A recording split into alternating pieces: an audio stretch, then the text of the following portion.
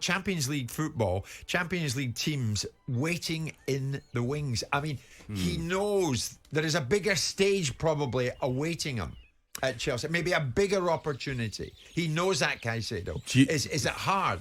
It's very difficult because on the one hand you're running a business, it's a football club, but it's a business.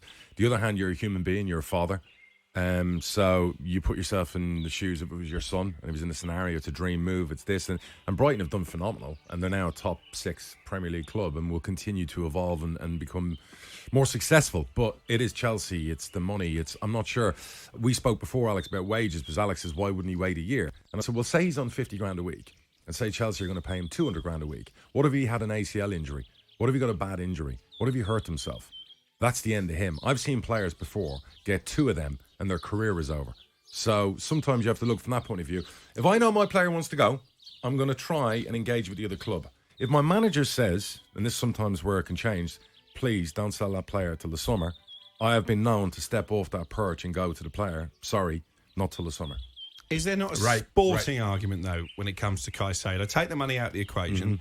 We don't know what Chelsea are going to be this season. You're more confident than a lot of people. Yep. And listen, I love Pochettino. I think he's a terrific manager. But they can't offer Champions League football. Sure. They can't offer any kind of European football in the short term. Brighton are in Europe for the first time. I think they're going to have a really good go in that competition. He knows Roberto De Zerbi. He knows how demanding he is. Alex is Chelsea. But Chelsea will still be on the table next year.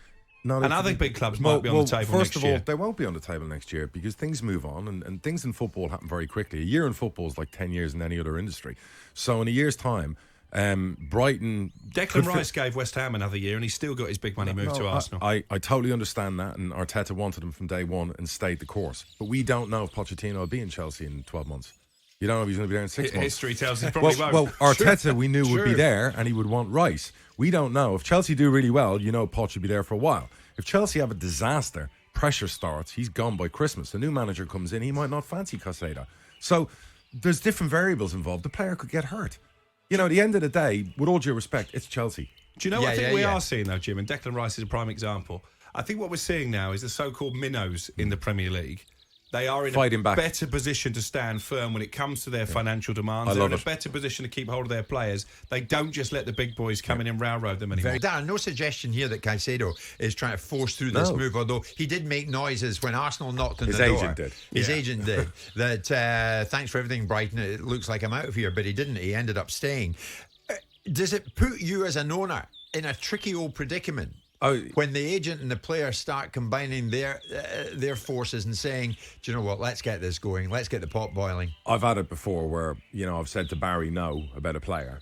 Barry Fry? Yeah, of course, and he'll relay it to the player or the club or whatever because, I had it last January in the Championship.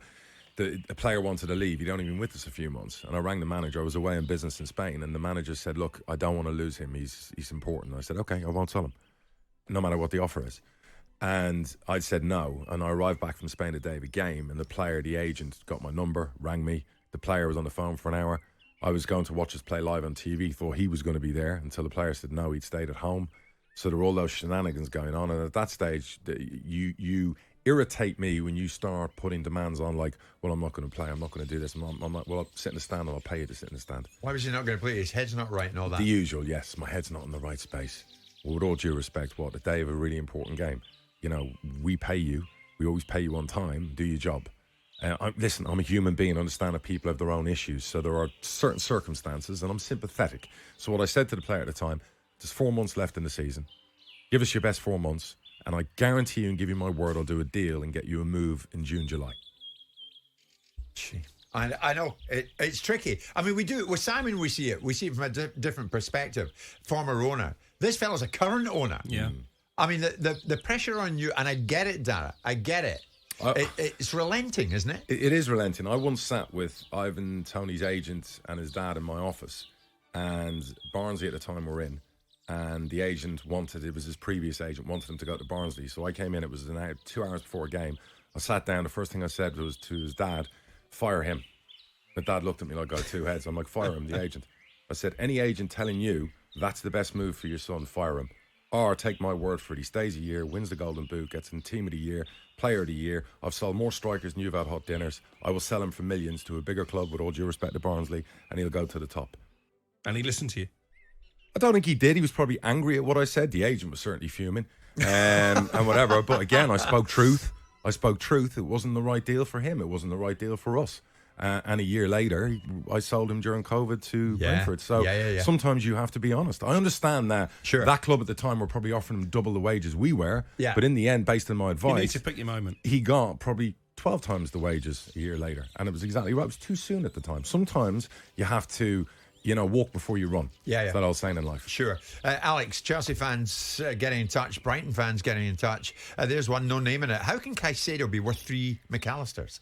Well, the answer's quite simple there, is because whoever is advising Moises Caicedo, and I know who it is, didn't have the foresight when he signed the new contract in January to insist on any kind of release clause. McAllister, on the other hand, signed the new deal just before the World Cup, and there was a release mechanism. What a deal that was. Yeah, there's another one. Neil in Hastings. Regarding Brighton, take the 80 million quid, get Colville in. Gallagher on a 2-year loan. In Bloom and Barber, we trust. Great shout. Incidentally, Dara's brilliant. I mean, that's not a bad shout, is it? It's a great shout. And what I love is that, Brighton are this modern club, beautiful stadium. They're building and building. They're now in Europe. You wouldn't bet against them doing well in Europe. And the players they unearth. They're a brilliant club. Yeah, I look at some of their players as a Liverpool fan. Forget about Peterborough. And we've had Ben White on loan, by the way. He was with us for a year in League One. Played a part in his... And we got on really well with Brighton. Love dealing with them. And you just watch them, and again, it's envy. It's not jealousy. Jealousy is an evil word for me. Envy is healthy. And I look at them and I'm envious of what they do, and I'm happy for their fans. But that model can only last a certain amount of time, Alex, can't it? Well, we Southampton had something similar. I was going to say, welcome to the Championship. Yeah, I think I've got more faith in the people at the top at Brighton than I did have in Les Reed, who was in charge at Southampton at the time. That's harsh. I think he got a bit fortuitous when it came to Ronald Koeman and Pochettino, of course, as we know, wasn't actually Les Reed's appointment. It was Nicola Cortese, who almost stumbled upon him by accident. They had that fella named after a bird, because I had a row with him back in the day. Nicola, is that his name or whatever else? Yeah, but he tried to buy Mikhail Smith. He offered me 250 grand from him. I got 3 million from 6 months later.